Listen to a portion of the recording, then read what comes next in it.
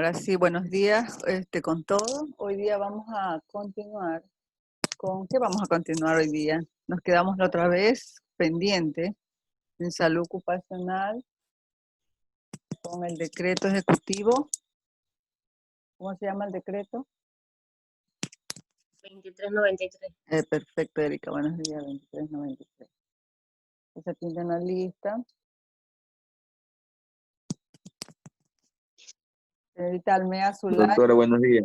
Buenos días. Buenos días, doctora. Presente. Gracias. Alvarado Saldaña Mayerly. Señorita Mayerly. Avilés Cabrera Juan. Doctora, él me dijo que no tenía internet. Tiene problema. Ya. Bajaña Cuello Maguis. Señorita Bajaña. Buenos días, presente. Gracias. Vallas Briones Kevin. Presente, doctora, buenos días. Buenos días. Bonilla Jiménez Gloria. Bonilla. Ya está. Señorita Bonilla. Presente, buenos días. Briones Castro Angie. Briones Castro. Caicedo Alvarado Denise. Presente. Gracias. Chévez Espinosa Livia. Presente. Peña González John. Presente, buenos días. Buenos días. Pérez Camba José. Doctora, buenos días, presente. Estoy conectado en el teléfono de Vallas. Ya están los dos ahí. Ya está bien. Pluas Carpio Giordani. Pluas Carpio Giordani. Buenos días, doctora, presente. Gracias. Torres Jurado María.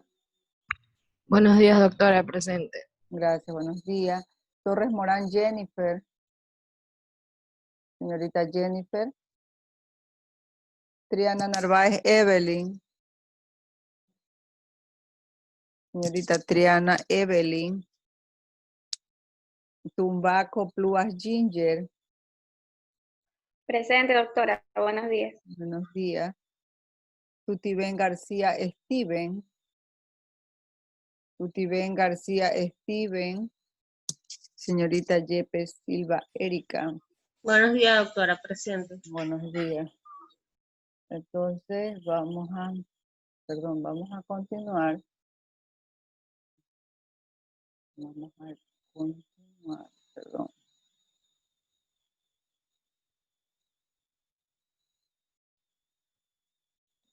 Bueno, hoy día tenemos el decreto de ejecutivo 2393 y también tenemos el del Seguro General del CD 503, ¿no? Ya tenemos dos. Bueno, espero, nos confunde un poco porque ambos tienen artículos, ¿no? Entonces vamos a terminar el de acá. Está pendiente. Me hacen acuerdo por dónde nos quedamos aquí en este artículo. ¿Alguien se acuerda por dónde por aquí nos quedamos? Creo que habíamos por el 11 al artículo. Hola. Decreto Ejecutivo 2393. Ahí sí ven bien. ¿Se observan bien? Hola. Sí, doctora. Miss. Ya. Triana. Nos quedamos por el artículo 15. Ya eso, hágame acuerdo. Bueno, aunque nosotros estos artículos no nos acordemos, nos acordamos poco. ¿Alguien recuerda alguno de los artículos? Acuérdense que primerito era ámbito y algo más. ¿Qué era el primerito? ¿Se acuerdan? El ámbito de la Ámbito de aplicación. Ya, ¿se acuerdan que les dije que vayan anotando todos los artículos, principalmente los títulos, ¿no? Aquí tenemos, nos pasamos muy rápido, ámbito de aplicación, Comité Interinstitucional de Seguridad y Higiene del Trabajo. Ya hablamos. ¿De ahí qué sigue? Después del comité habían de dos entidades muy importantes que hablaban. ¿Cuáles eran esos artículos? ¿De quién eran? El del Ministerio de Salud Pública del Instituto Ecuatoriano de Obras Sanitarias. Muy bien, Ministerio de Trabajo y Ministerio de Salud. Ahí está, aquí está, tres, Ministerio, muy bien, Erika. Ahí está. Y de ahí seguía algo de otro artículo que hablaba del comercio exterior, ¿no? Industrialización y pesca. Aquí está también Ministerio de Salud Pública, Instituto Ecuatoriano de Obras Sanitarias, Seguro Social. Por eso no se confunden en los tres ahí primero, ¿no? Aquí está Comercio Exterior, que ya lo pasamos. También hablamos del Ministerio de Energía y Minas. También hablamos del Instituto de Normalización, Servicio. Hablamos también de este artículo que hablaba de las capacitaciones profesionales. Aquí, a ver, obligaciones de los empleadores también. Nomás las estoy pasando porque yo les dije que las vayan anotando, ¿no? Y aquí las obligaciones intermediarias, la señorita me recordó y me dijo que nos quedamos en el 15, me dice, ¿no? Obligaciones de los trabajadores, los comités de seguridad e higiene, también pasamos. Los que tienen anotado, por favor, me indican. Nos quedamos hasta el 15, hasta el artículo 15. Ya, artículo 15. ¿Lo vimos el 15 o no? De la Unidad de Seguridad e Higiene del Trabajo. Aquí tenemos entonces, de la Unidad de Seguridad e Higiene del Trabajo.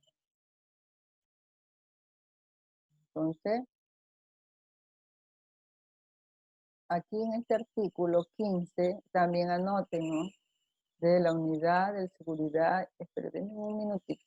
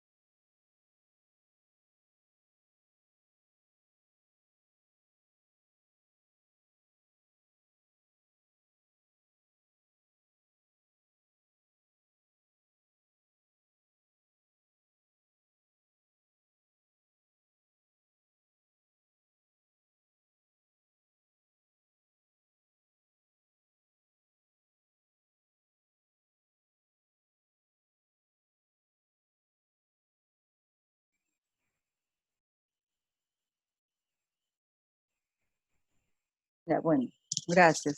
Entonces estábamos en el artículo 15. En el artículo 15, perdón, hablamos de la Unidad de Seguridad e Higiene del Trabajo.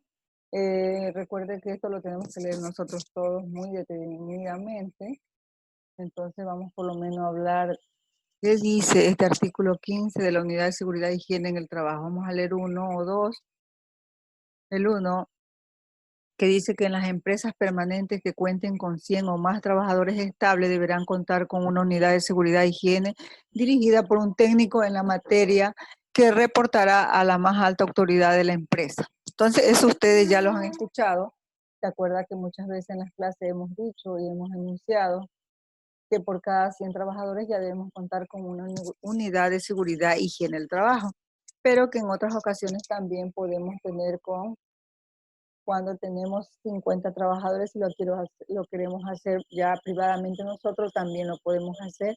Así tenemos 30 también. Bueno, pero por cada 100 trabajadores, ya aquí a nivel legal nos van a controlar, ¿no? Que tengamos una unidad de seguridad. Vamos acá a leer el 2, que dice que cuáles son las funciones que debe cumplir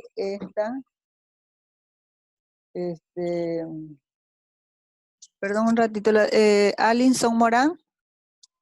¿Cuál era Alinson Morán? Hola. Aquí hay una Alinson Morán, o estoy confundida. Hola. No, aquí no. Hola. Oh, Alinson Morán. Me está permitiendo el ingreso a Alinson Morán, pero no es de aquí, ¿verdad? Hola. No, doctora, no es. No, doctora. Pero puede ser. Doctora, ese es mi compañera Jennifer, sino que tiene creo que el nombre de la prima. Ya está bien. Vamos a dejar entrar. Bien. Bueno. Entonces veamos cuáles son las funciones de esta unidad en seguridad e higiene, entre otras, ¿no? Reconocimiento y evaluación de los riesgos. ¿Qué es lo que va a hacer esta unidad de seguridad e higiene en nuestra empresa, en nuestra institución? Reconocer y evaluar los riesgos. Ustedes también ya saben para qué tenemos esta unidad para reconocer y evaluar los riesgos. Control de riesgos profesionales, promoción y adiestramiento de los trabajadores. Entonces aquí vamos a reconocer y evaluar todo lo que son riesgos y la promoción. Leamos otra que dice la de registro de la accidentabilidad, ausentismo, evaluación de estadística de resultados. Esta unidad de seguridad e higiene, como la palabra lo dice, unidad de seguridad e higiene, no se olviden que también va a tener como función registrar todos los accidentes dentro de la empresa, ausentismo laboral y evaluación de las estadísticas. ¿Cuál es la estadística, por ejemplo, anual en esta área de trabajo que va a reportar la unidad de seguridad e higiene? Pasamos otro, no los podemos leer todo. Señorita Jennifer, hola. Bueno, entonces no lo vamos a leer todo porque todavía nos toca el otro, que también es de bastante artículos. Quiero que ustedes lo lean muy detalladamente. Entonces anoten, ya sabemos que el 15 es la unidad de seguridad e higiene. Ahora el 16, que es el artículo de los servicios médicos de las empresas. Este artículo dice que los empleados deberán dar estricto cumplimiento a la obligación establecida en el artículo 425 del Código de Trabajo y su reglamento, que los servicios médicos de la empresa propondrán una mutua colaboración con los servicios de higiene y del trabajo.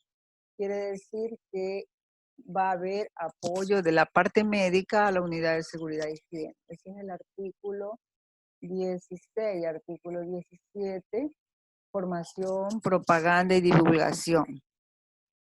¿De qué se refiere este artículo? De que el Ministerio de Educación, Cultura de las instituciones de enseñanza a nivel medio y superior deben colaborar para la formación en seguridad, higiene y del trabajo.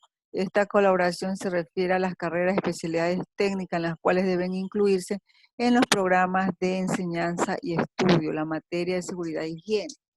Mire, recuerde que actualmente en todos los trabajos, por ejemplo, ustedes muy bien saben que en las empresas de pronto nosotros nos mandan a capacitar, a formarnos. Por ejemplo, yo soy un técnico en seguridad y me mandan a dar una formación. Me dice mi jefe, verá usted, está perfecto, es un buen trabajador, pero necesito que se me forme un poco más. O de pronto me mandan a mí a otro país o me mandan fuera de mi empresa a capacitarme y con esa capacitación yo regreso y doy una colaboración a toda la empresa y que normalmente en todos los trabajos debemos ser capacitados para formarnos. Entonces eso también nos da la empresa. En el título 2, y todo eso fue el título 1, el título 2 que habla de condiciones generales en los centros de trabajo. Entonces aquí tenemos en el capítulo 1, a ver, aquí ya vamos por capítulos, ¿no? Como habla el título 2, condiciones. ¿Cuáles son esas condiciones en los centros de trabajo? Primero, capítulo 1, anoten esto, condiciones generales de los trabajadores. Ahí tenemos el capítulo 1, seguridad en el proyecto. Capítulo 2, edificios locales. Acuérdense que aquí ya vamos a hablar todo lo que es estructura, edificio, y aquí ya pasó todo lo que es Ministerio de Salud, obligaciones de trabajadores. Aquí ya hablamos de otros temas, ya entonces aquí los vamos a conocer. En cuanto a seguridad en el proyecto, ¿qué quiere decir este artículo 18 en la seguridad del proyecto? La seguridad del proyecto, avanza el artículo 18, el 19 y el 20. ¿Qué dice el 18? Que la construcción, reforma, modificación de sustancia que se realice en el futuro de cualquier centro de trabajo debe acomodarse a las prescripciones de la ley y el presente reglamento. Que los municipios de la República, al aprobar los planos, deben exigir que se cumpla como tales disposiciones. Y que el comité interinstitucional coordina con los municipios la aplicación de normas legales y reglamentarias. Quiere decir que si yo como entidad municipal o pública, yo quiero hacer una construcción, reformarla, yo voy a tener que hacerlo bajo este artículo de la seguridad, porque yo voy a construir en base a la seguridad de este proyecto lo que yo vaya a hacer, porque si yo no lo hago, puede que esto, lo que yo vaya a construir, lo que vaya a reformar o modificar, si no lo hago bien, puedo causar accidente dentro de la empresa a los trabajadores. Entonces, cuando yo ya estoy dentro de una empresa, estoy bajo reglamentos legales, hasta para construir me tengo que basar en esta seguridad que es del proyecto. Aquí ya hablamos en el capítulo 2 de los edificios y locales. Respecto a los edificios y locales tenemos el artículo 21 que nos dice, vayan anotando lo que es edificios y locales. Aquí también en los edificios y locales nos habla de la seguridad estructural. ¿De qué manera nos habla de la seguridad estructural? Es a nivel de la estructura de nuestros edificios. Por ejemplo, yo estoy en un edificio, lo estoy construyendo, ¿de qué manera voy a dar la seguridad? Por ejemplo, que yo vaya a hacer 10 pisos, 20 pisos. Entonces tengo que basarme en este artículo, edificios locales. Todos los edificios, dice, tanto permanentes como provisionales, serán de construcción sólida para evitar riesgo de desplome, los derivados de los agentes atmosféricos. Este es uno de los ítem que está pidiendo el artículo 21 de seguridad estructural de los edificios. Otro dice que los cimientos, pisos y demás elementos del edificio ofrecen resistencia para sostener con seguridad las cargas que serán sometidos. En los locales deben sostener pesos importantes por medio de rótulos, inscripciones visibles, cargas máximas. Entonces yo no sé si ustedes cuando han ido a un edificio, ¿qué han notado en los edificios? ¿Qué rótulos han visto? Cuando, por ejemplo, han ido a visitar un edificio, algo, han ido a hacer un trámite en algún edificio, quinto, octavo piso, noveno piso, ¿qué es lo que ustedes notan? ¿O la que han visto? ¿O no han ido por ahí a ningún La trámite? capacidad de las personas que deben estar en ese piso. La capacidad de las personas que van en el ascensor, ¿verdad? Y hay letreritos que dicen vaya a la izquierda, vaya a la derecha, no fume, porque recuerda que son áreas cerradas, entonces todos estos locales tienen muchos anuncios que nos ayudan y de pronto, recuérdese que ahora último, no sé si ustedes recuerden que ya están haciendo las edificaciones antisísmicas, han escuchado por lo que ocurrió el terremoto del 2016, entonces ahora están haciendo ya la mayoría de construcciones, así creo que hasta en las ciudadelas, no sé qué ahora están haciendo, ya están haciendo con estructuras antisísmicas. Bueno, eso no era de antes, pero ahora, como en otros países, ya también nos están empezando a hacer aquí en Ecuador. Entonces ahí tenemos las estructuras de edificios. Artículo 22, hablamos de la superficie y ubicación en los locales y puestos de trabajo. Entonces aquí hablamos respecto al puesto de trabajo. ¿Qué decimos aquí? Que los locales de trabajo reunirán las siguientes condiciones. ¿Cuáles son esas condiciones? Que los locales tendrán 3 metros de altura del piso del techo como mínimo. Ya, entonces, ¿qué quiere decir? Que si yo tengo un puesto de trabajo, ¿cuánto debo tener de metros de altura? 3 metros debo tener de altura 3 metros. Que los puestos de trabajo en dichos locales tendrán 2 metros cuadrados de superficie por cada trabajador, 6 metros cúbicos de volumen por cada trabajador. ¿Qué quiere decir?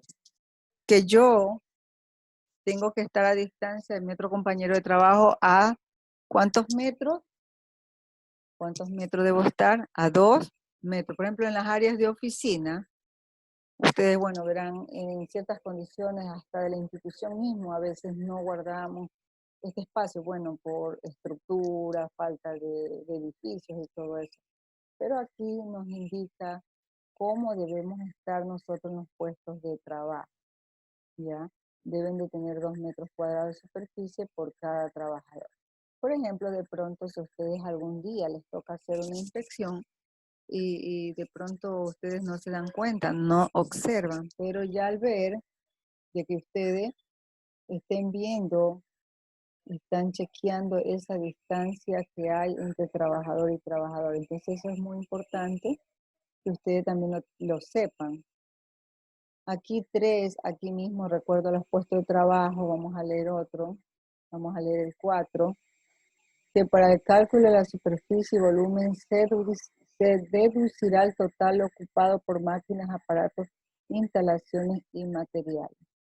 El 3 también habla que debe haber una distancia entre máquinas, aparatos, instalaciones y materiales. Entonces, no solo para las personas, sino para la maquinaria. ¿Ya? Bueno, aquí déjenme leer esto igual. Dice que no obstante, en los establecimientos comerciales de servicio y locales destinados a oficina y despacho y en cualquier otro, por alguna circunstancia resulta imposible lo dispuesto el apartado anterior a la altura. Dice que si no puede cumplir, bueno, los 3 metros podría ser los 2.30 metros, pero respetando la cubicación del trabajador. Entonces, si yo les pregunto, ¿cuál es la cubicación del trabajador?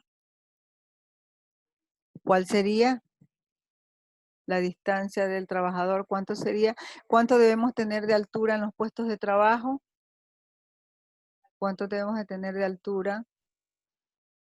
3 metros. 3 metros, y la distancia del trabajador debe ser de 2 2 De metros. 2 metros. de 2 metros. Que recuerde que esta preguntita siempre la sé poner. Bueno, ya se las estoy diciendo. ¿Cuánto es la altura? ¿No? Entonces aquí vemos este artículo que habla de los edificios y locales en la seguridad estructural. Ahora ya hablamos de la altura, ¿no? En puesto de trabajo. Ahora vamos a hablar el artículo 23 que habla de suelo, techos y paredes. Vamos a ver qué dice este artículo respecto al suelo, techos y paredes de las edificaciones. En el primero dice que el pavimento constituirá un conjunto homogéneo, liso y continuo. Será de material consistente, no deslizante o susceptible a hacerlo por el uso del proceso de trabajo, que sea de fácil limpieza. Estará al mismo nivel y en los centros de trabajo donde se manejen líquidos en abundancia susceptibles de formar charcos. Los suelos se construirán de material impermeable, dotado el pavimento de una pendiente hasta el 1.5 de desagüe. ¿Qué quiere decir? Que todos nuestros pisos deben de tener desagüe, deben de ser susceptibles, que no, o sea, no deben de ser esos pisos que es deslizante, que de pronto nos vamos a resbalar y a tener una caída. Los techos, ¿cómo deben ser los techos y tumbados? Deben reunir condiciones para resguardar a los trabajadores de las inclemencias del tiempo. O sea, no vamos a poner un techo de pronto muy sensible, de acuerdo, perdón, en el área que nosotros estemos, ¿no? Recuerde que entre más alta temperatura, de pronto debemos tener un techo de más grueso, de más espesor, o bueno, un eterní, algo que vaya a cubrirnos de los rayos del sol. Eso para los trabajos que son internos. Las paredes tienen que ser pintadas en tonos claros, susceptibles de ser lavadas y pintadas. Entonces, en los puestos de trabajo nos piden que las paredes deben ser de tonos claros para ver que no haya suciedades, ¿no? Para ver ahí mismo. Entonces, eso es en los suelos. ¿Cómo deben ser los pasillos? Aquí el artículo 24 habla de los pasillos, de los corredores, galerías y pasillos deberán tener un ancho adecuado a su utilización. La separación entre máquinas u otros aparatos son suficientes para los que trabajadores puedan ejecutar su labor cómodamente y sin riesgo. Quiere decir que en los pasillos deben tener un ancho, ¿no? Dice, no será menor a 800 milímetros, contándose la distancia a partir del punto más saliente recorrido de las partes móviles de la máquina. Entonces tenemos que tener cuenta bien el espacio entre la máquina y el pasillo. De pronto el trabajador va a tener que pasar de pronto por un espacio. Si pongamos un pasillo, entonces debe tener el espacio suficiente. Cuando existan aparatos con partes móviles que invadan en su desplazamiento una zona de espacio libre, la circulación del personal queda limitada preferentemente por protecciones y su defecto señalizada con franjas pintadas en el suelo que delimite. ¿Qué quiere decir? Que sí hay un espacio donde tienen que circular las personas, pero también tiene que estar una máquina, lo que aquí nos indica que debemos señalizar con franjas pintadas en el suelo y delimitar el área. Vamos a hablar aquí que el suelo, paredes y techo deben de ser de material incombustible, que los pasillos, galerías y corredores se mantienen en todo momento libres de obstáculos. Bueno, eso es lo que habla del suelo y paredes, ya ustedes más o menos saben de qué color deben estar las paredes, de tonos claros. El artículo 15. El artículo 15 habla de las rampas provisionales. Dice que las rampas tendrán un mínimo de 600 milímetros de ancho y estarán construidas por uno o varios tableros sólidos, unidos entre sí y dotados transversalmente por una separación de 400. Para evitar el deslizamiento, la misma debe ser firmemente anclados a una parte sólida. Esas son rampas, no sé si alguien ha visto alguna rampa por ahí. ¿Ha visto en una área alguna rampa?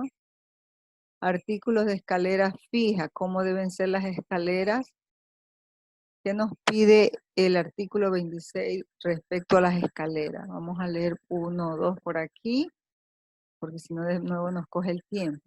Que las escaleras y plataformas de material perforado no tendrán intersticio o orificios que permitan la caída de objetos.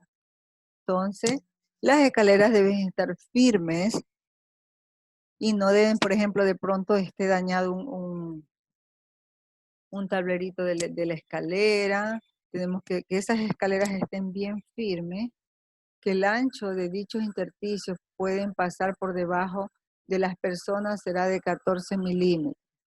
Bueno, estos son medidas.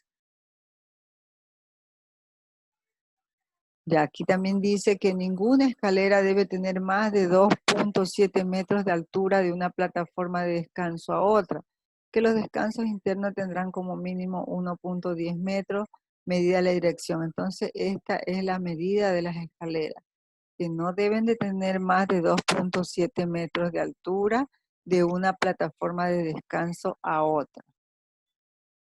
Entonces, ahí nos dan una medida de las escaleras. A ver aquí. Bueno, dice también aquí que los escalones, excluidos los salientes, tendrán 230 milímetros de huella y no más de 200 milímetros, ni menos de 100 de altura contra huella. Recuerde que hasta los escalones tienen sus mediciones. Aquí también habla de las barandillas, de las escaleras que deben cumplir los requisitos establecidos.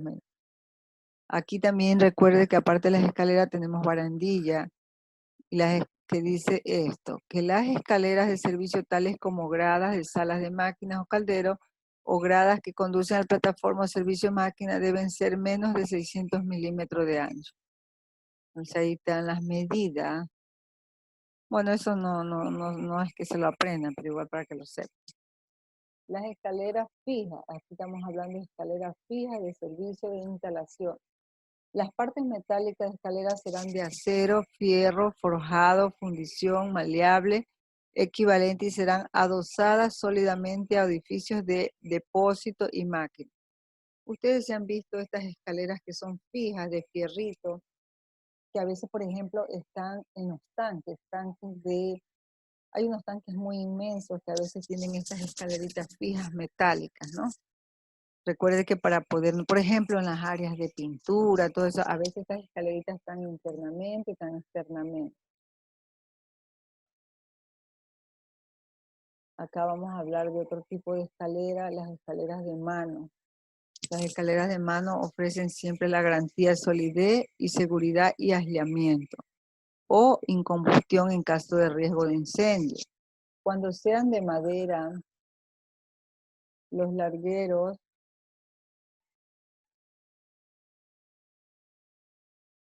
Me dan un minutito.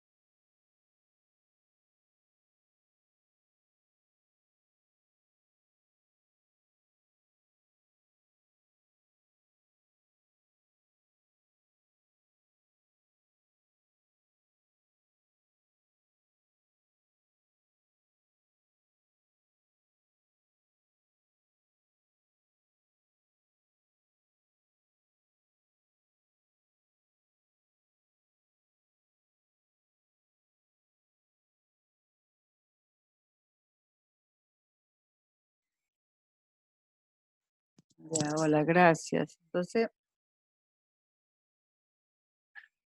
hola, aquí estamos con las escaleras de mano. Ustedes han visto estas escaleras de mano, ¿no? Hay unas escaleras de manos que son también metálicas, que se extienden, se agrandan. Hay de manos de madera. Entonces aquí dice que las escaleras de mano ofrecen siempre las garantías de solidez y estabilidad, seguridad o incombustión en caso de riesgo de incendio. Cuando sean de madera, dice, los largueros serán de una sola pieza y solo peldaños estarán ensamblados y no solamente clavados. La madera tiene que ser sana, sin corteza, sin nudos que puedan mermar la resistencia de la misma. Bueno, la mayoría de ustedes en la casa deben de tener una escalerita de esas de mano, ¿verdad? Pero también nosotros en ciertas áreas de trabajo las podemos usar. Las escaleras de madera no deben pintarse salvo con barniz transparente para evitar que queden ocultos sus posibles defectos. En la utilización de escaleras de mano se adoptará las siguientes precauciones. ¿Qué es lo que debemos hacer en caso que tenemos una escalera de mano? Se apoyará en superficies planas y sólidas, en su efecto sobre placas horizontales y superficie de resistencia XS. ¿Qué quiere decir? Cuando tengamos esta escalera, no lo vamos a hacer donde hay un terreno que no esté plano ni nivelado. Entonces tenemos que hacerlo donde la podemos asentar y tenga resistencia. Para el acceso a los lugares elevados sobrepasará 1 metro de los puntos superiores de apoyo. Entonces recuerde que nosotros a veces ponemos la escalerita, la apoyamos a veces en una pared o podemos apoyarle a otra, ¿cómo se llama? Otra pared, o de pronto muchas personas cuando tenemos esta escalerita y tenemos, por ejemplo, estamos en el campo, en la construcción, de pronto estamos en el campo, en un árbol. Dice, cuando se apoyan en postes se emplean amarres, abrazadoras de sujeción. Ustedes han visto esta escalera, por ejemplo, los que también utilizan la área eléctrica. Ustedes han visto cuando ellos ponen la escalerita, ven que ustedes la sujetan para que la persona pueda subir. No se utilizarán simultáneamente por 2 trabajadores. Recuerde que la escalera es para que suba solo una persona, no 2 al mismo tiempo. Se prohíbe sobre la misma el transporte manual de pesos superiores a 20 kilogramos. Los pesos inferiores podrán transportarse siempre y cuando queden ambas manos libres para la sujeción. Quiere decir que si tengo una escalera de mano, no voy a estar subiendo con esa escalera con peso superior a lo de la escalera, ¿verdad? Entonces, aquí leamos otra. Nunca se colocará en una escalera de mano frente a una puerta de forma que pudiera interferir la apertura, a menos que estuviera bloqueada. Entonces ahí también no poner las escaleras frente de una puerta. Aquí vamos a leer algo de las plataformas del trabajo. Estas plataformas de trabajo son fijas, móviles, estarán construidas de materiales sólidos, estructuras proporcionales a las cargas fijas que hayan de soportar. Bueno, las plataformas de trabajo, leamos aquí. Recuerde que estas plataformas de trabajo, bueno, pueden ser en las industrias, en las áreas de trabajo petrolera, donde siempre nosotros realizamos estas plataformas para trabajar. En cuanto ya terminamos la obra, ya a veces las sabemos retirar. Las plataformas están situadas a más de 3 metros de altura, protegidas en todo su contorno con barandillas, rodapié y características como señala el artículo 32. Vamos a ver qué es lo que pide aquí estas plataformas. Cuando las plataformas descansen sobre caballetes se cumplan lo siguiente. Aquí está, que las plataformas deben tener, que su altura nunca será superior a 3 metros, que los caballetes no estarán separados entre sí por 2 metros, que los puntos de apoyo de los caballetes serán sólidos, estables y bien nivelados. Se prohíbe el uso de caballetes superpuestos y se prohíbe el empleo de escaleras, sacos y bidones. Ahí está, cuando nosotros queremos poner una plataforma para cualquier tipo de trabajo, no debe ser superior a 3 metros, que los caballetes, los apoyos, deben ser de 2 metros y deben estar siempre en un piso nivelado. Aberturas de piso, también hablamos de las aberturas de piso. Las aberturas de los pisos que estarán siempre protegidas por barandillas y rodapiés. Que las aberturas para gradas estarán bien sólidamente protegidas por todos los lados excepto por la entrada. Ahí está las aberturas de piso. Acá también habla de aberturas de paredes, artículo 31. No se olviden de anotar los artículos, aberturas de paredes, que las aberturas en las paredes practicadas en menos de 900 milímetros sobre el piso tengan dimensiones a 750 milímetros de alto. Entonces ustedes dicen, choso, ¿cómo saco esos 900 milímetros? Bueno, aquí hay que saberse las medidas y conocerlas nada más, ¿no? Desen cuenta que habla de aberturas de paredes, aberturas de piso. Otro artículo habla de barandillas y rodapié. Las barandillas y rodapié serán de material rígido y resistente y no tendrán astillas ni clavo ni otros elementos similares susceptibles. Otro artículo habla de las puertas y la salida, el artículo 33. Vamos a ver hasta dónde avanzamos con este artículo. Lo que quede pendiente, ustedes ya lo tendrán que leer detenidamente. Las puertas y salidas, las salidas y puertas exteriores de los centros de trabajo cuyo acceso será visible o debidamente señalizado, serán suficientes en número y anchura para que todos los trabajadores ocupados puedan abandonarlos con rapidez y seguridad. Entonces, den cuenta que es muy importante las puertas y las salidas, en caso de que haya una emergencia, puedan abandonarlos con rapidez. Entonces, las puertas de comunicación interna en los centros reunirán las condiciones suficientes para una rápida salida también en caso de emergencia. Así como las puertas de salida tienen esta facilidad, también aquí hablan que en la parte interna de la empresa, el edificio, la estructura, también debe de cumplir con estos requisitos. Entonces, en los accesos de puertas no se permite obstáculo que interfieran la salida de los trabajadores. Ustedes se han dado cuenta que en alguna puerta, de pronto en su trabajo, han observado, a veces saben haber obstáculos, o de pronto pueden poner cerca de una puerta una repisera, una estantería. Entonces ustedes ya se dan cuenta que eso es muy peligroso, porque en caso de una emergencia puede todo el mundo salir hasta corriendo y puede caer encima de la persona. Aquí nos da un ancho mínimo de las puertas exteriores, que debe tener, dice, 1.20 metros, cuando el número de trabajadores que la utilicen normalmente no exceda a 200. Entonces se dan cuenta que aquí el ancho de la puerta depende al número de trabajadores. Entonces quiere decir que si yo tengo más trabajadores, la puerta tendría que ser un poco más ancha, ¿no? Cuando excede de tal cifra, se aumenta el número de aquellas a su ancho de acuerdo con la siguiente forma. Entonces, ¿qué quiere decir? Que si tengo 400 trabajadores, ¿cuántos metros debería tener el ancho de la puerta? Tendría el doble, ¿verdad? ¿Cuánto debería tener? Hola. 240, 2,40. Ya, ajá, más o menos, como 240. menos.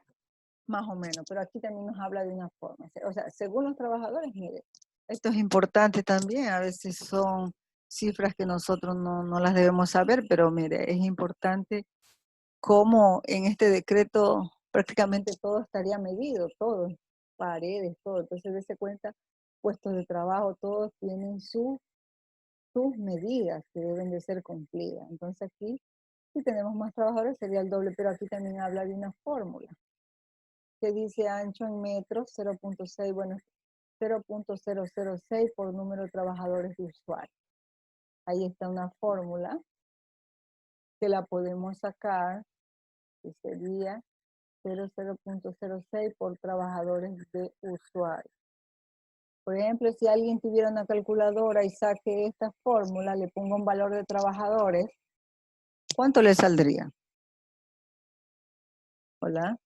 ¿Tiene alguien por ahí una calculadora a la mano o saque una fórmula? Pongamos que haya 300 trabajadores. ¿Cuánto le sale?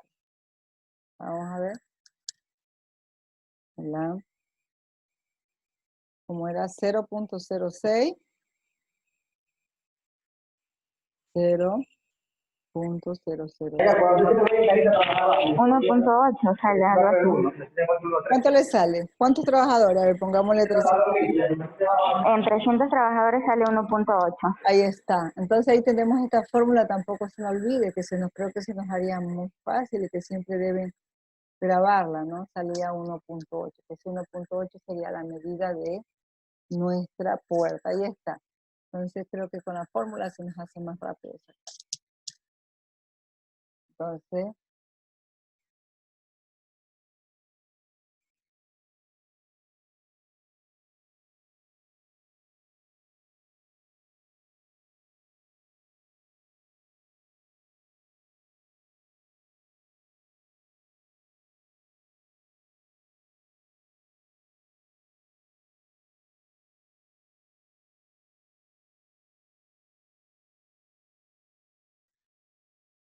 ya. Entonces, perdón, ahí tenemos lo de la puerta, ¿no? Ahí está la forma. Bien. Pasamos a otro artículo. Vamos a pasarlo más rápido aquí porque ya mismo se nos acaba una hora. Servicios permanentes. Aquí está hablando de los dormitorios. Vamos a ver qué dicen respecto a los dormitorios. En el artículo 35 habla de los dormitorios. Que en los centros de trabajo así se lo justifique, se cumplirá lo siguiente. ¿Qué tipo de dormitorios? ¿Cómo deben ser los dormitorios en nuestras áreas de trabajo? Vamos a ver aquí.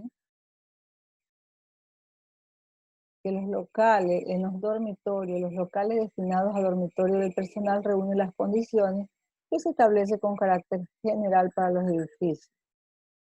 Quiere decir, vamos a ver aquí, que deben estar debidamente separados los destinados a trabajadores de uno a otro, tanto en sexo, salvo el caso de matrimonio, en que se habilitará dependencias separadas.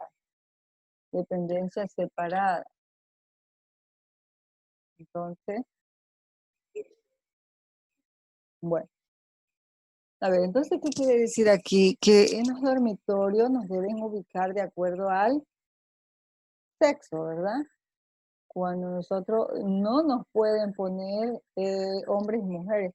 ¿Por qué será que nos tenemos que separar hombres con hombres y mujeres con mujeres? ¿Por qué en este reglamento nos pide que los dormitorios deben ser solo para hombres y mujeres? ¿Qué ustedes piensan? ¿Qué podría pasar? ¿Se podía violar algún reglamento de la empresa o no? ¿Qué se cuida aquí? ¿El respeto a quién? El respeto a nosotros mismos, el respeto a la mujer y el respeto al hombre, ¿verdad? Entonces nunca por nunca nos van a poner hombres con mujeres, ¿verdad? Pero en muchas áreas, estamos hablando en áreas de trabajo que van a delimitar o habitaciones solo para hombres, pero recuerde que en las áreas hospitalarias a veces, les digo que a veces no es así. A veces lo que es que yo cuando estuve haciendo mi internado, bueno, hace tiempo, lo que es Ministerio de Salud, Hospital Guayaquil, cuando a mí me tocó quedarme, pues me tenía que quedar en las guardias nocturnas ahí. En las guardias, en realidad sí hubo áreas hospitalarias donde te separan hombres y mujeres, pero también hubo áreas hospitalarias donde no te separaban, sino que pasaba que había una habitación con 4 camas, 2 camas para 2 varones y 2 camas para 2 mujeres. Ahora díganme ustedes, ¿cómo podrían ustedes dormir ahí si están 2 compañeros varones? Ahí lo que debe mandar es el respeto y hacerse respetar. Entonces, ¿qué es lo que pasa? Sea lo que sea, el hombre trata de faltar el respeto en ese momento a una de sus compañeras, pero ya depende del cuidado de la compañera. ¿Qué hacen en esto? ¿Qué tipo de inspecciones podrían hacer en caso que haya una habitación, en caso de que no haya más espacio, por ejemplo, para separar hombres y mujeres? Estoy hablando esto a nivel del hospital. Los baños eran revisados muy a temprana edad en caso de que encontraran algún desecho de algún preservativo. Por eso digo que en estos baños a nivel de hospitales esto era revisado. Entonces ya dependía de nosotros mismos. Entonces, ese es el caso que a mí me tocó compartir la habitación con 2 compañeros. Uno no duerme bien porque no sabe si te violan o no te violan. Es terrible, no puedes dormir bien. Pero así es, cuando uno se arma de valor y se hace respetar, no hay quien le tope, ¿sí? Entonces de pronto algún día les vaya a tocar este tipo de situación. Pero cuando nosotros estamos en dormitorios muchos más grandes, de muchos más trabajadores, estamos hablando que por cada bloque de dormitorio haya, por ejemplo, 10 camas. Entonces ahí cada cama debe guardar también su espacio. Por eso dice aquí, los locales adoctrinados reúnen las condiciones. Es igualito que como los edificios. Dice, las ventanas estarán provistas de cristales que permitan una adecuada iluminación natural. La ventilación se realiza diariamente por tiempo no inferior a 2 horas, salvo que se asegure por medios artificiales. Aquí también cuando la empresa pues no tiene mucho dinero, utilizamos la ventilación natural, pero cuando no, por ejemplo en áreas que hay de mucha temperatura, el área de Oriente, la mayoría de los dormitorios tienen que contar con el aire acondicionado por la alta temperatura de 40 grados. Recuerde que una deshidratación en la noche, en el descanso de un trabajador, no es bueno para que inicie al otro día su trabajo, su jornada de trabajo. Podría haber una fatiga mental, cansancio, y podría ocasionarse algún tipo de accidente.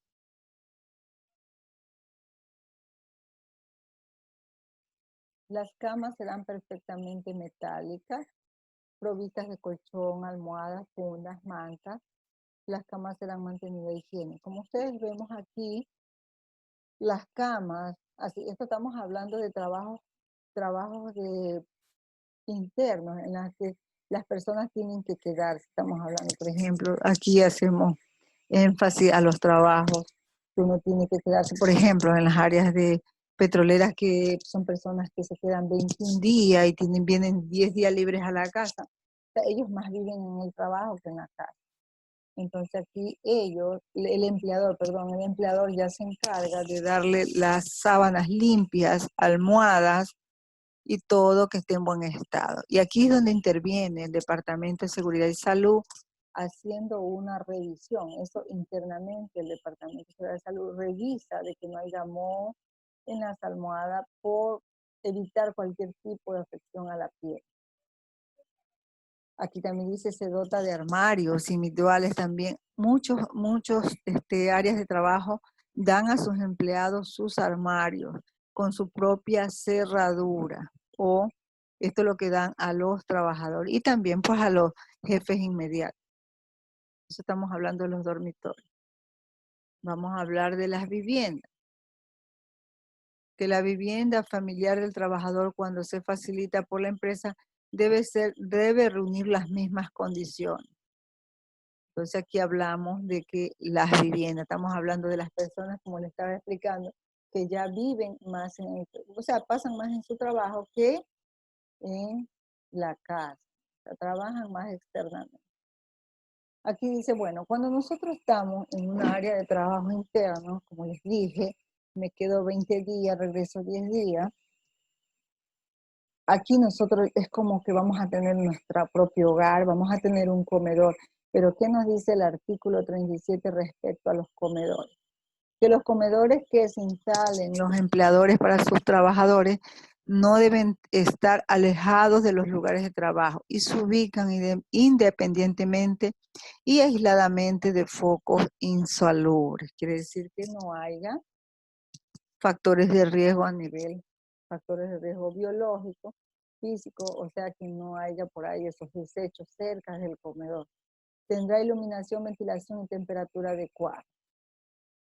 Como todo comedor que ustedes ya conocen, los pisos y paredes lisos, susceptibles, asimismo, como están hablando del edificio, que aplican 2.30 metros de altura, serán provistos de mesas y vasos, platos y cubiertas para cada trabajador. Se dispone de agua corriente potable para la limpieza de utensilios y vajillas con sus respectivos medios de desinfección. Serán de obligación los centros de trabajo con 50 o más trabajadores a 2 kilómetros de la población más cercana. Quiere decir que muchos centros de trabajo no tenemos nuestro comedor, pero sí tenemos comedores que están cerca. Pero lo que recomiendan que por lo menos si yo voy a usar o voy a hacer contrato con un comedor, que por lo menos esté a 2 kilómetros de la población. En caso que en mi trabajo no cuente con cocinero o no cuente con algún comedor. Tiene que estar a 2 kilómetros de su trabajo.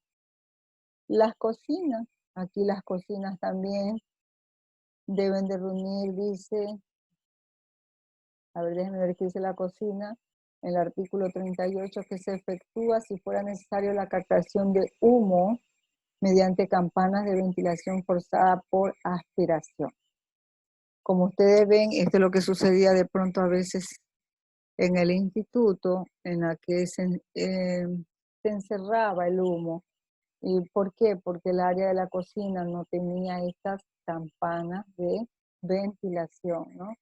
Entonces, si no las tiene, se encierra en las áreas de las oficinas de pronto internas y nos puede afectar, nos da dolor de cabeza o tenemos el olor de la comida en nuestras narices y no podemos trabajar bien. Se mantendrán en condiciones de limpieza y residuos alimenticios. Aquí, por ejemplo, las áreas de cocina, ustedes muy bien saben que se va a observar que haya un buen manejo de los desechos. Esto es importante aquí en las cocinas y como ya vimos también la caducidad. Se dispondrá de agua potable para la preparación de comida. También aquí dice el artículo 39 del agua.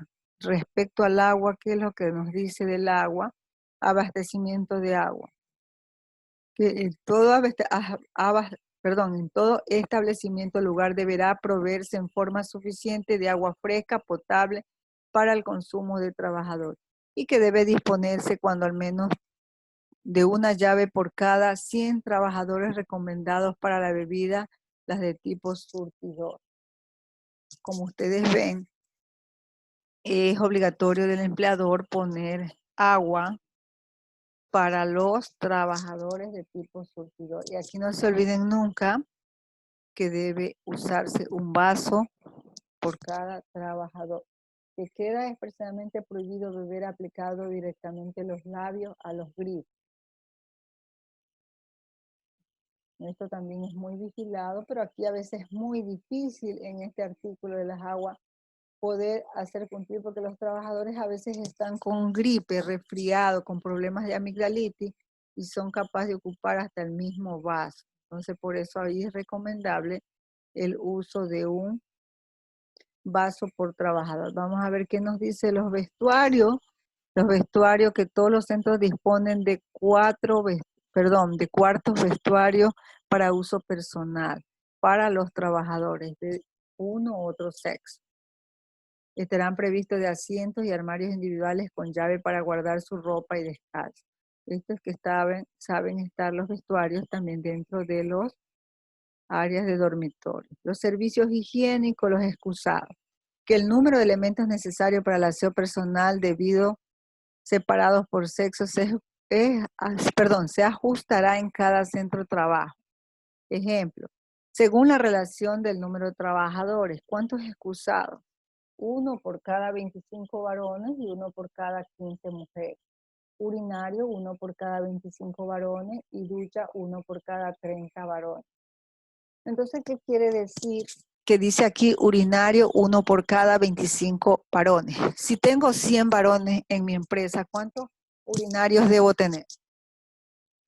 ¿Cuántos urinarios debo tener de hombre? Si tengo 4, perfecto. Hay 4. Entonces, así mismo son. Si las duchas, por ejemplo, dice 1 por cada 30 varones. Si tengo 90 varones, ¿cuántas duchas debo tener? ¿Cuántas? Debo tener 3 duchas, ¿verdad? Entonces así nosotros más o menos ya sabemos sacar. Porque de pronto ustedes le preguntan, ¿verdad? O a ustedes les toque hacer una tabla y ver si los urinarios están adecuados por los trabajadores y las duchas. Entonces aquí no se olviden también esto siempre. Por eso que este decreto hay que leerlo las veces que usted pueda, tendrá que leerlo siempre. Vamos a ver qué dicen de los excusados y urinarios. Que estarán provistos permanentemente de papel higiénico, recipientes especiales cerrados por depósitos de desechos. Entonces deben estar provistos de los papeles y recipientes para su desecho. Que las dimensiones mínimas de las cabinas serán de 1 metro de ancho por 1.20 metros de largo y 2.0 metros de altura. ¿Qué quiere decir? Que máximo una cabina de un excusado debe tener, en caso de que yo tenga solo baños independientes, debo tener 1 metro de ancho por 1.0 metro de largo. Y como ustedes vieron, ¿cuánto era la altura normal que nos pedían? En los puestos de trabajo era 3 metros, y esto aplica aquí también, pero aquí en los baños podría llegar hasta 2.30 metros. Entonces, 2.30 metros de altura, 1 metro de ancho por 1 metro de largo. Esto en caso que sean solo cabinas. Las duchas se instalan en compartimentos individuales para mujeres y para varones. Los lavabos están provistos de jabón o soluciones jabonosas. Que cada trabajador disponga de sus útiles aseos de uso personal como toallas, cepillos. Eso sí, a veces en el trabajo de pronto le dan una toalla, pero ustedes tienen que cargar su propio equipo de aseo. Entonces aquí estamos, normas comunes de los servicios sociales. Aquí vamos a leer que el artículo 45 también indica las normas, como yo les decía esa vez, que hay que enseñarle a los varoncitos a que el chorrito urinario sea en el centro de la taza y no vaya a mojar los bordes. Entonces aquí también habla de normas comunes en los servicios higiénicos. Los suelos, paredes y techos, vestuario, duchas y lavado y excusados serán continuos, lisos, impermeables, incluidos, o sea, que siempre los baños, o sea, preferiblemente deben de tener tonos claros. ¿Por qué? Para ver la limpieza de ese sanitario y que los empleados deben cumplir y velar por el mantenimiento del mismo. Aquí el 46 habla del servicio de primeros auxilios, que todos los centros se van a disponer de un botiquín de primeros auxilios, van a disponer de un botiquín de primeros auxilios. Si el centro tuviera 25 o más trabajadores, dispondrá además de un local destinado para enfermería. ¿Qué quiere decir? Que si yo tengo 100 trabajadores, ya tengo que tener destinado un local de enfermería, porque ya aquí con 25 o más trabajadores ya nos piden un local destinado a enfermería, ¿no? Y que el empleador garantiza el buen funcionamiento debido al proveer el entrenamiento necesario, por lo menos un trabajador de cada turno tenga conocimientos de primeros auxilios.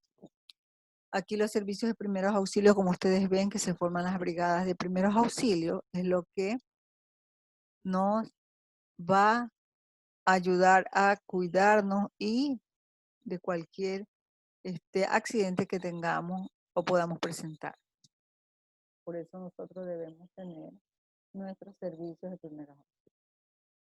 Debemos tener empresas con servicios médicos, que las empresas están obligadas a constituir de servicio médico autónomo, mancomunado, encargado de prestar los primeros auxilios a los trabajadores que lo requieran. Aquí tenemos la empresa con servicio médico en caso de algún accidente o enfermedad durante la permanencia en el trabajo. Aquí tenemos el médico en la empresa. El artículo 48 que habla del traslado del accidentado y de los enfermos. Recuerde que aquí el equipo médico y de seguridad es el que nos va a guiar y hacer el correcto traslado del accidentado al hospital indicado y al más cercano. Hola, ¿están cansaditos? Hola.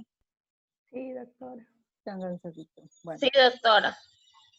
Sí, un poquito, bueno, vamos a descansar unos 10 minutitos ya y regresamos con algo más del decreto 2393, pero yo sé que es mucho, pero no lo vamos a avanzar todo, pero por lo menos conocemos ya de aquí los artículos y de ahí empezamos a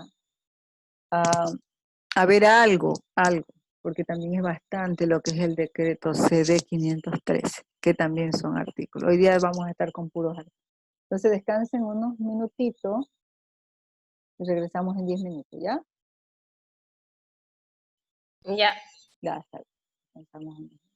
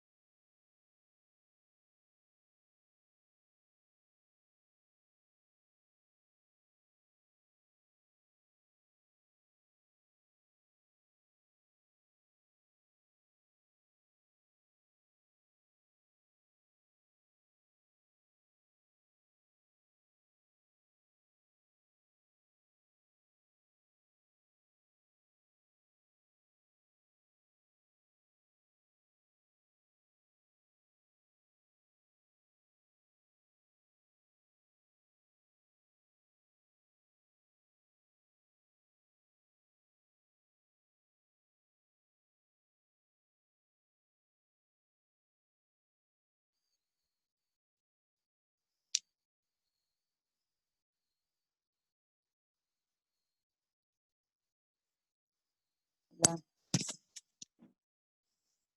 Hola.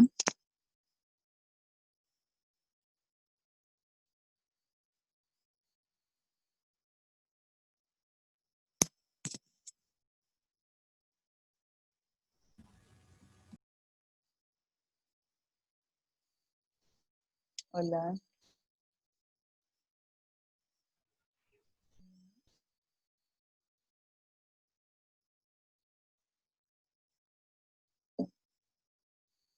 Hola, ya regresé. Hola. Hola, doctora. Bueno, yo sé que están, bueno, algo se ¿Qué tal, acuerdan. doctora? ¿Qué tal, Kevin? A ver, bueno, aquí nos vamos más rápido. Bueno, ustedes Aquí más. estoy, aquí estoy. Aquí está Kevin, aquí están todos. Bueno, ya algo del decreto, los artículos se les ha de haber quedado. Por ejemplo, la altura de los puestos de trabajo, ¿cuánto era en metro? ¿Cuánto 3 era? metros de altura. 3 metros de altura. Como mínimo, 2 puntos. 2.30. Ya, y que cuántos urinarios debemos tener por cada 25 trabajadores, debemos tener un urinario, ¿verdad? Que si tenemos 100 trabajadores, ¿cuántos urinarios debemos tener? 4. 4, ¿no? Ya. Y entonces, bueno, que debemos tener servicios médicos, comedor. Aquí vamos a ir un poquito más rápido, porque en realidad yo le traje unas diapositivas del decreto 523, perdón, el decreto CD 513, pero en la próxima clase veremos el PDF original de lo que es ¿cómo se llama? Todo lo que es el seguro, ¿no? Entonces aquí vamos a ver, y a ustedes, por ejemplo, hablamos de comedores, de piso, cuánto debemos tener entre trabajador y trabajador, cuánto debemos tener entre trabajador y trabajador de espacio en los puestos de trabajo. 1 metro. 1 metro, ¿no? Y que debemos tener distancia en cama, que debemos tener sábanas limpias, que debemos tener separados los dormitorios tanto para hombres y mujeres, y que los baños deben de estar, ¿de qué color de pintura deben estar los baños, habitaciones? ¿Qué pintura es preferiblemente usada en todas estas áreas de trabajo? ¿Colores oscuros o Colores claros? claros. Colores claros, ¿no? Entonces, ¿Puede repetir la pregunta, doctora? ¿qué colores debemos usar en los baños, en los sanitarios, habitaciones? ¿Qué colores aquí en este decreto nos indica que debemos usar? ¿Claros o medios oscuros? ¿Qué nos pide? Colores, como dijo la señorita, colores claros, ¿no? Tenemos color hueso, color beige, todos esos colores. Y que cuando nosotros no tenemos un comedor interno en el área de trabajo, máximo hasta cuántos kilómetros debemos acudir a un comedor. ¿Cuánto? Hola. Cuando nosotros no tenemos comedor dentro de nuestra empresa, podemos acudir a un comedor que esté a cuánto de distancia de nuestra área de trabajo. ¿Cuántos kilómetros? 2, 3, 4. ¿Cuántos kilómetros? A 2 kilómetros. Bueno, entonces aquí hablamos ya de las instalaciones, tanto de alojamiento, vestuario. Por aquí nos quedamos un ratito. Es bastante. A ver, vamos a hablar ya del artículo 5. Algo vamos a ir lo más rápido aquí, que dice, habla del medio ambiente y los riesgos laborales por factores físicos, químicos y biológicos. Aquí el capítulo 5, el capítulo 4 hablaba todo lo que es de estructura, edificios, pasillos, pero acá en el 5 ya habla todo lo que es medio ambiente. Dice, dentro del medio ambiente y riesgo de factores químicos y biológicos, habla el artículo 53 de las condiciones generales ambientales, habla de la ventilación, temperatura y humedad. Como estamos hablando en este capítulo 5, estoy aquí, medio ambiente, riesgos laborales por factores físicos, que habla de condiciones del ambiente, tanto en ventilación, temperatura y humedad. No se olviden que cuando hablamos de ambiente hablamos de aire, suelo y ¿qué más? ¿Qué sería? Bueno, todo lo que es temperatura. En los locales de trabajo nos dice el artículo 53 y sus anexos, que se procurará mantener por medios naturales o artificiales condiciones atmosféricas que aseguren el ambiente cómodo y saludable de los trabajadores. Otro ítem acá, leamos el 4, que en los procesos industriales donde exista o se libere contaminantes físicos, químicos, biológicos, la prevención de riesgos para la salud se realiza evitando en primer lugar su generación, emisión y en segundo lugar y como tercera acción su transmisión, y solo cuando se resultaren técnicamente imposibles las acciones precedentes se utilizan medios de protección personal o exposición limitada en los efectos del contaminante. Entonces acuérdense que aquí en las áreas industriales, por ejemplo en el área de pintura, nosotros usamos equipo de protección personal en la que va cubierto todo nuestro cuerpo, o por ejemplo áreas especiales como aquí nos habla también la soldadura, cuando usamos las máscaras de soldadura, los mandiles de de soldadura. Entonces aquí habla de qué manera nosotros nos vamos a proteger para cualquier tipo de riesgo. Dice aquí también que en los centros de trabajo expuestos a altas y bajas temperaturas se procurará evitar variaciones bruscas. Entonces aquí también hay muchas personas, pues por ejemplo ustedes conocen lugares de trabajo donde uno está bajo altas temperaturas y lugares de trabajo donde uno puede estar a muy bajas temperaturas. Por ejemplo, en las camaroneras estamos en bajas temperaturas. ¿Y en dónde estamos? ¿En qué lugares de trabajo estamos en altas temperaturas? ¿En Sería el área de cocina o en el área de construcción? construcción y otras también en las áreas de minería. Muy bien, área de cocina siempre vamos a estar con mucha calor. Entonces, en los trabajos que se realicen en locales cerrados con exceso de frío o calor, se limita la permanencia operario estableciendo turnos adecuados. ¿Qué quiere decir? Que si en mi trabajo estoy con estos espacios como cerrados, entonces voy a limitarme a la permanencia, o sea, limitarme a de que los ciertos trabajadores estén mucho tiempo en esta área, ¿no? Entonces tendríamos que rotarlo. A ver, aquí habla sobre el calor. ¿Qué nos dice sobre el calor? El artículo 54 habla solo del calor. En aquellos ambientes de trabajo donde por sus instalaciones o procesos se origine calor, se procurará evitar superar valores máximos establecidos en el numeral 5 anterior. Bueno, el numeral 5 hay que revisar. Cuando se superen dichos valores por procesos tecnológicos, circunstancias, se recomienda uno de los métodos de protección según el caso. ¿Cuál es el método de protección? Aislamiento de la fuente con materiales aislantes de características técnicas para reducir el exceso de calor. Entonces ustedes ven que también nosotros a veces contamos con estas paredes térmicas que nos ayudan a minimizar el calor, la temperatura en nuestras áreas de trabajo. Bueno, entonces aquí hablamos también, perdón, de la carga de trabajo, tipo de trabajo. Aquí es un cuadrito que habla de la carga de trabajo, tanto liviana, moderada y pesada. Trabajo continuo el 75%, 25% de descanso cada hora. Si tenemos un 75% de trabajo, debemos descansar un 25% cada hora. Si tenemos un 50% de trabajo, un 50% de descanso cada hora. Bueno, esta es una tablita de acuerdo a la carga de trabajo. Aquí también un artículo habla de ruidos y vibraciones, donde nos dice que la prevención de riesgo por ruidos y vibraciones se efectuará aplicando la metodología aplicada en el artículo 53.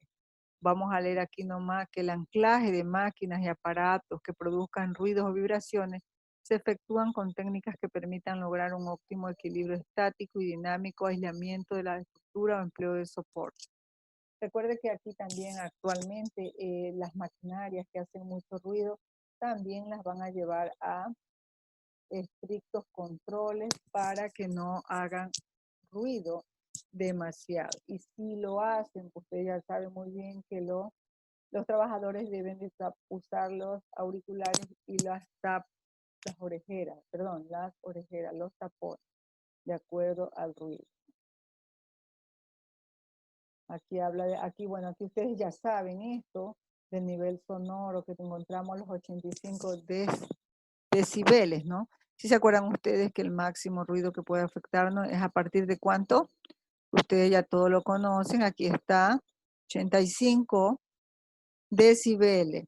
Entonces aquí nos dice que si nosotros estamos en este cuadrito, si estamos expuestos al ruido en un 85 decibeles, entonces, ¿qué tiempo de exposición podemos estar? Podemos estar solo 8 horas. Ya, aquí en este cuadrito, léanlo bien, es muy importante. Si tenemos 90 decibeles, ¿cuánto podemos trabajar? Solo 4 horas. Entonces, si mi jefe me dice, no, 90, voy a trabajar en un alto ruido que ya me está afectando, me puede afectar mi audición, yo lo que debo trabajar es 4. Pero si tengo 95 decibeles, puedo trabajar 2. Si tengo 100 decibeles, entre más decibeles, ¿qué se nos disminuye? ¿Qué es lo que ustedes están observando? Se nos disminuye la jornada laboral, ¿verdad? Si tengo 110, 0.25. Bueno, este es un cuadrito que no se lo olvide. Entre más decibeles por ruido tenemos, disminuye nuestra jornada de trabajo. Otro cuadrito muy importante que también tienen que tenerlo presente.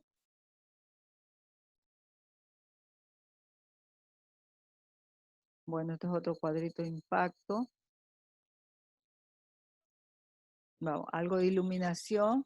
Los niveles mínimos de iluminación. Aquí también dice que todos los lugares de trabajo y tránsito deberán estar dotados de suficiente iluminación, tanto natural o artificial para el trabajador, para que realice sus labores. Los niveles de iluminación mínima para trabajos similares son que la iluminación mínima de 20 luces, pasillos, patios para las actividades. Si debemos tener, 20 luces, tanto para pasillos, patios y lugares de paso. Si ya nosotros tenemos 50 luces, cuando ya hay operaciones en las que la distinción no sea esencial con manejo de materiales, desechos y embalaje o servicios de higiene. 100 luces cuando ya sea necesaria una ligera distinción de detalles como fabricación de productos de hierro, acero, talleres de textiles y de industria. Entonces, ¿qué quiere decir? Que entre la cantidad de luces que vayamos a usar va a depender del equipo de trabajo, del trabajo pesado que vamos a realizar. Entonces aquí vemos más cuadros. Aquí vemos hasta 1000 luces en trabajos que existan bajo condiciones de contraste difícil, como trabajos en colores artísticos, inspección delicada y montaje de precisión electrónica. Relojería, aquí vemos la cantidad de luz. Iluminación artificial.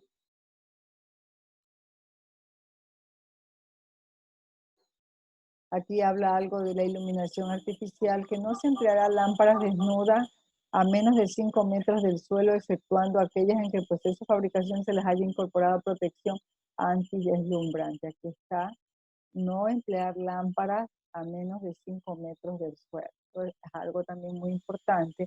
Para el alumbrado localizado se utilizan reflectores o pantallas difusoras que oculten el punto de luz al ojo del trabajador. Ahí está.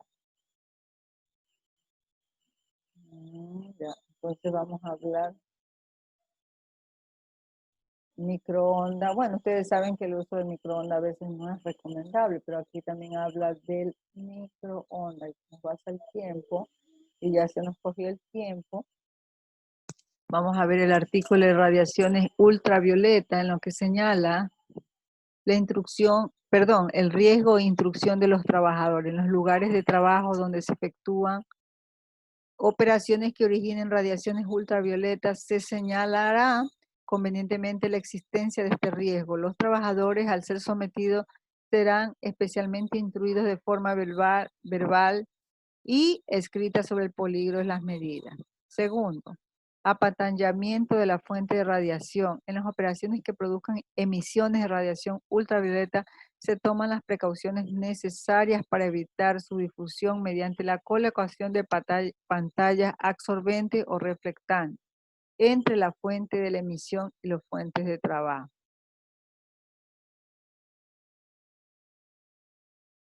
En el artículo 62 también de las radiaciones ionizantes, se considera radiaciones ionizantes capaces de producir directa e indirectamente iones a su paso por la materia. Por ejemplo, solamente las personas que estén debidamente autorizadas mediante licencia conocida como la Comisión Ecuatoriana de Energía Atómica pueden trabajar en las áreas de radiación. Bueno, estas radiaciones ionizantes son para estos procesos. Por ejemplo, cuando hacemos algo de energía atómica, de radiología.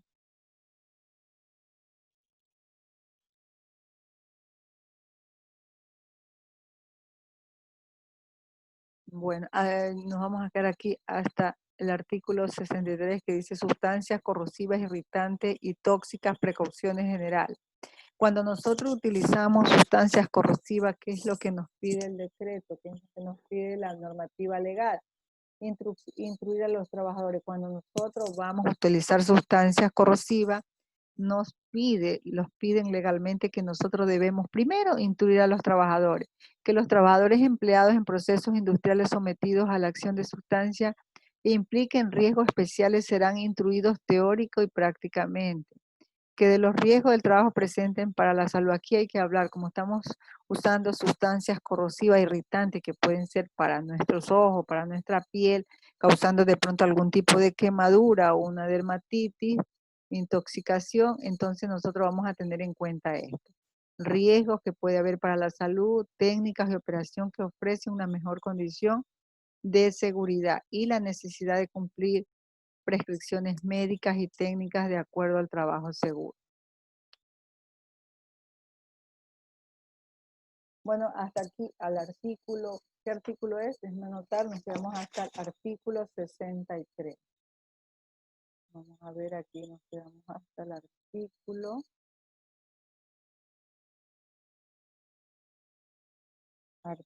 63 del decreto 2393. Son tantos artículos, pero los más principales son los que primero vimos, ¿no? Los primeritos. Y ya los últimos a nivel de edificio de estructura, eso ya es diferente. Entonces, ahorita,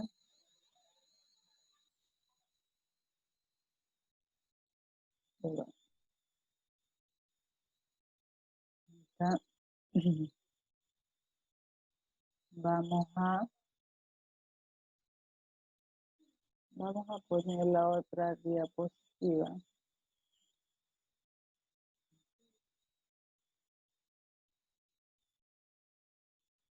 No se me vayan a asustar con tantos artículos.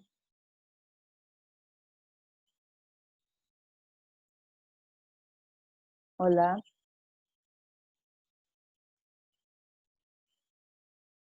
Ahí sí me ven la diapositiva. Hola. Sí, doctora. Bueno, de tantos artículos, puede que algunos se le haya quedado la mayoría de los artículos del decreto 2393. Ya tenemos pocos minutos, pero por ahí yo les traje un resumen del decreto del Reglamento de Seguridad General del Riesgo de Trabajo. El Reglamento de Seguridad General de Riesgo de Trabajo, que es el del IE, ¿verdad?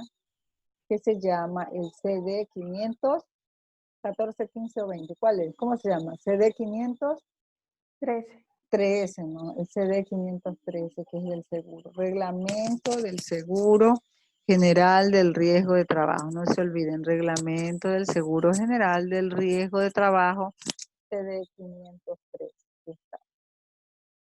Ya ahí, bueno, ahí nos quedamos en otro decreto, pero acá, en este reglamento del Seguro General del Riesgo del Trabajo, IECD 513, aquí solo trata del IES y va a hacer énfasis a ciertos artículos, ¿no? Ciertos artículos.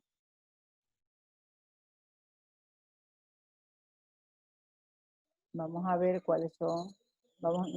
Ciertos artículos que los vamos a ver muy detalladamente en la próxima clase. Aquí vamos a ver.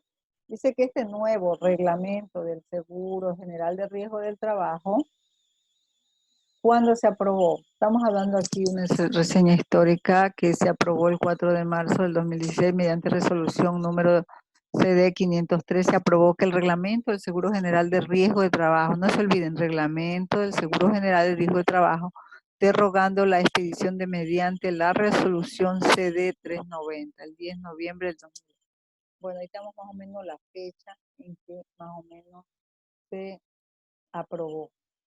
El nuevo reglamento del Seguro General de Riesgo de Trabajo, CD 513, ¿qué normas derogó? Aquí nos habla que él ha derogado algunas normas. Referido al reglamento también deroga que el reglamento para el sistema de auditoría de riesgo del trabajo, que es SAR, Sistema de Auditoría de Riesgo del Trabajo. Cuando vean esta palabrita SAR, que es el sistema de auditoría, ¿no? De riesgo del trabajo, expedido mediante la resolución CD 33 del 7 de octubre. El instrumento de aplicación del reglamento para el SAR y todas aquellas disposiciones contenidas en los reglamentos, resoluciones e instructivos internos a prestaciones del Seguro General. ¿Qué quiere decir? Que este instructivo de aplicación del SAR, o sea, la auditoría, está aplicada dentro de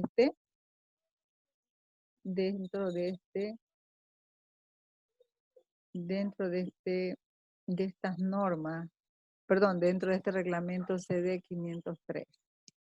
Aquí dice, si se derogó el SAR, las empresas cómo pueden guiarse en seguridad y salud ocupacional. Las empresas deben implementar mecanismos de prevención de riesgo del trabajo de forma prioritaria para no caer en responsabilidad. Porque aquí lo que nos dice el CD 513 es que las empresas debemos implementar nuestros propios mecanismos para prevención de riesgo del trabajo de forma prioritaria para no caer en responsabilidades patronales por falta de implementación en los programas de salud ocupacional.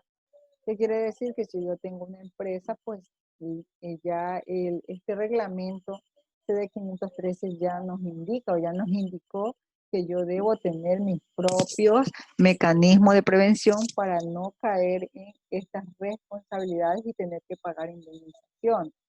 Que la vigencia del instrumento andino, seguridad y salud del trabajo, continúa adicionalmente con los artículos, bueno, aquí nombra algunos artículos, y queda evidentemente que las empresas están obligadas a implementar estrategias preventivas en materia de riesgo.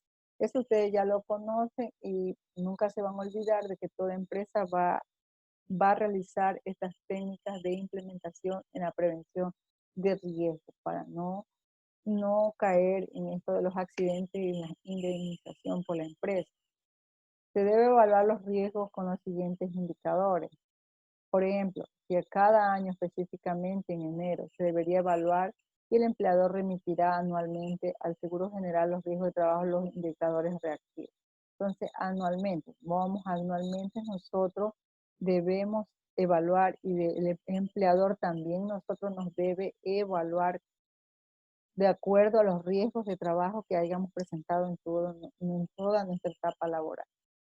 Entonces aquí el CD 513 habla, así como se describía en el decreto 2393, acá el CD 513 habla, el CD 513, que es el reglamento del Seguro General del Riesgo de Trabajo, nos va a hacer énfasis a algunos capítulos y principalmente a las enfermedades profesionales.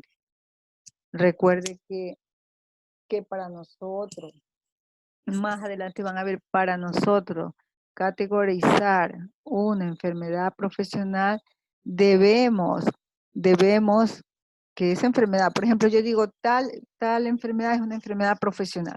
Pero para yo considerarla como empleador, enfermedad profesional, esa enfermedad debe estar en el listado del cuadro de enfermedades profesionales. ¿De quién? ¿De quién estamos hablando ahorita?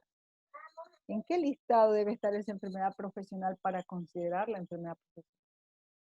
En este reglamento del Seguro Social, ¿verdad? Debe estar enumerada dentro del cuadro, el cuadro de las enfermedades profesionales del Seguro Social. Estamos hablando del reglamento CD 513.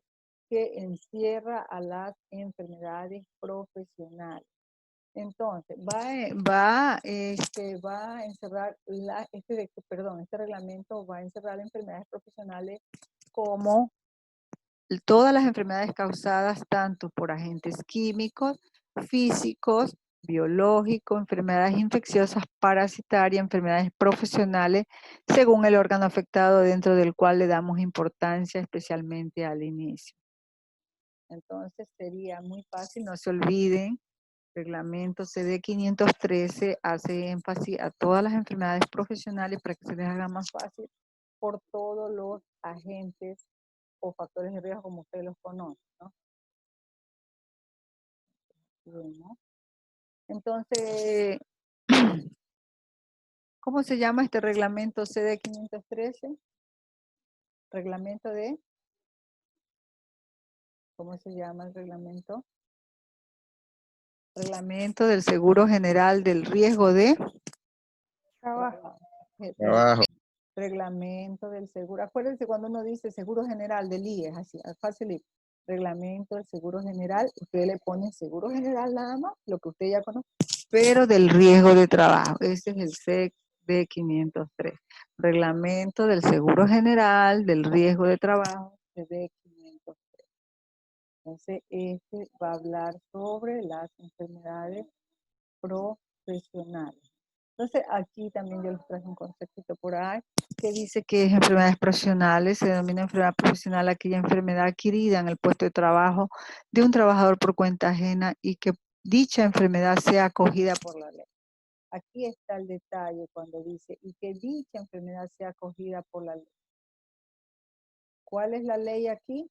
¿Quién sería la ley? ¿Sería el decreto ejecutivo 2393 o sería el el CD 503? ¿Cuál sería la ley aquí? ¿Cuál de los dos? Hola. ¿Quién acoge el cuadro de enfermedades profesionales? ¿El CD 513 o el decreto ejecutivo 2393? Hola. El CD. CD, complétele la palabra. 513. CD 500. 13. CD 500. Sí.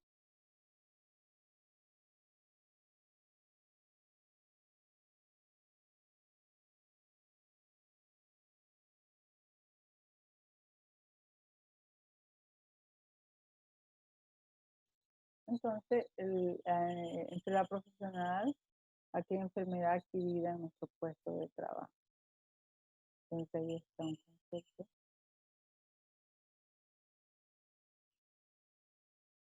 Ya, entonces aquí también este reglamento 513 también habla de los trastornos mentales o de comportamiento que son enfermedades profesionales reconocidas.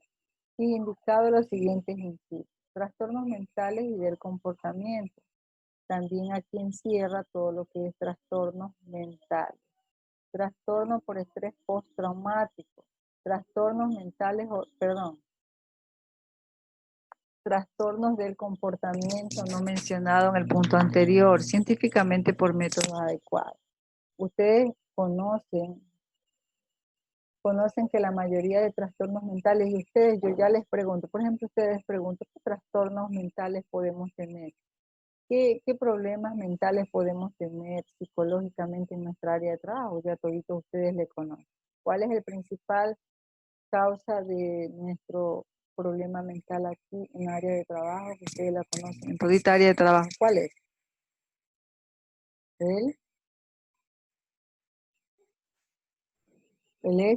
¿Cuál sería, Lidia? Estoy cansada, me han hecho trabajar muchas horas. ¿Qué tengo? Hola. Estrés laboral. Estrés laboral. Y que si es crónico, tengo el estrés crónico, síndrome de burnout, ¿no? Burnout.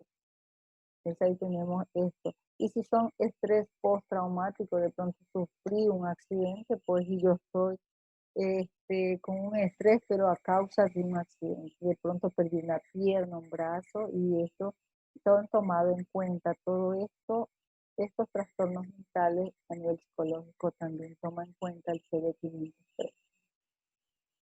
Aquí, ¿por qué le damos importancia a la resolución CD503 en particular? Porque le damos importancia porque la Organización Internacional del Trabajo aprobó una nueva lista. ¿Qué aprobó? ¿Qué incluyó los trastornos mentales? O sea, antes no estaban los trastornos mentales, pero los incluyeron dentro del cuadro de las enfermedades profesionales. Entonces aquí sabemos que la resolución del 513 va a afectar a ciertos empresarios. ¿Por qué? ¿Por qué los va a afectar? Porque el gobierno ecuatoriano ratificó que reconoce las enfermedades profesionales adoptadas por la Organización Internacional del Trabajo. Recuerde que no solo el IES es que puso este cuadro, sino que también son adoptadas por el Organismo Internacional del Trabajo. Y esto quiere decir que los empresarios están obligados a tomar medidas preventivas en relación a esto.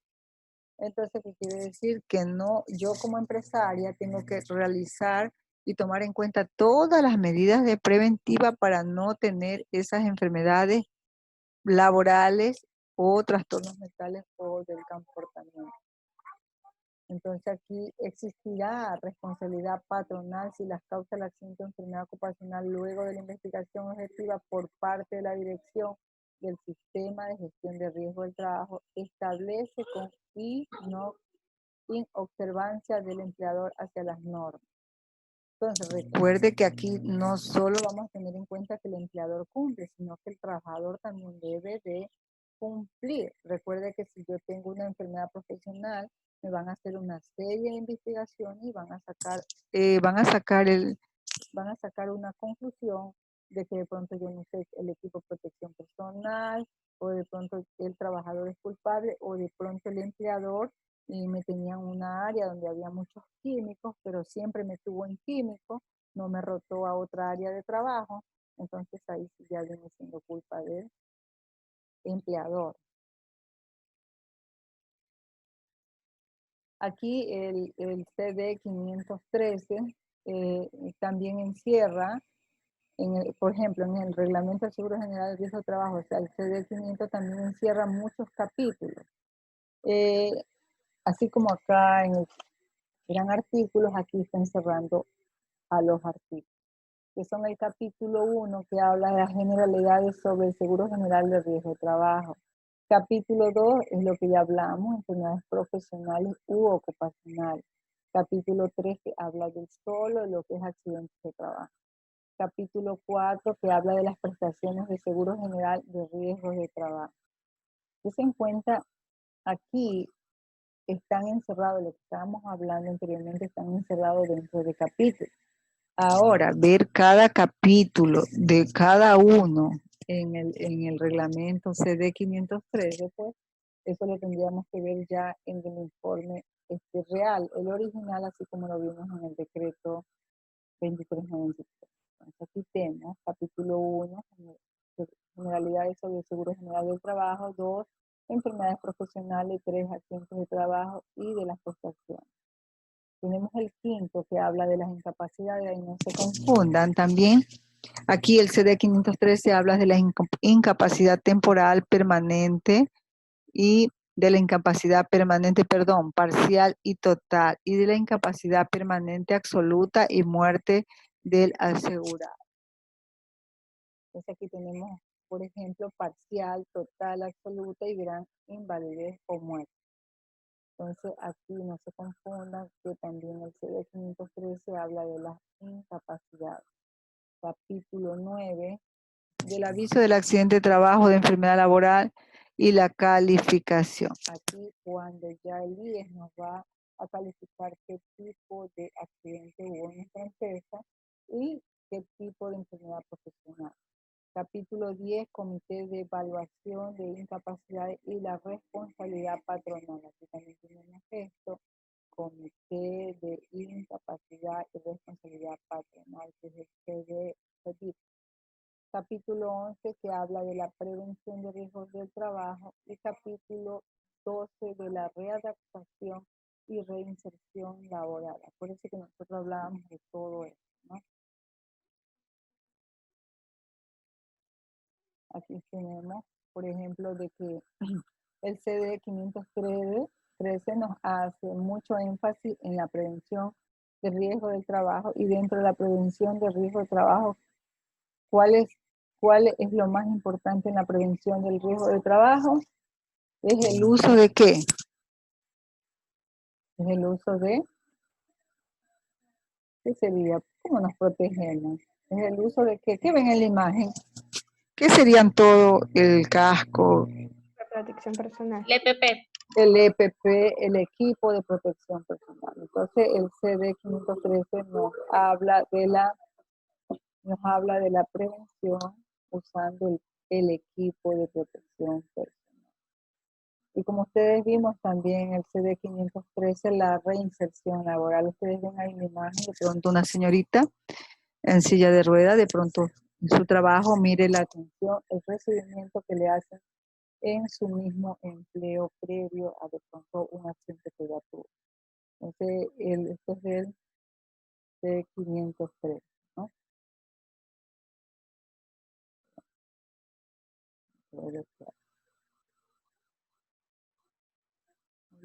Entonces,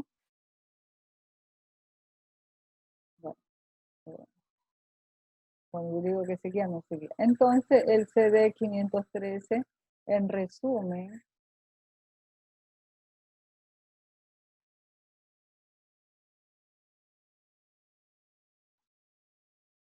hola. Hola. Sí.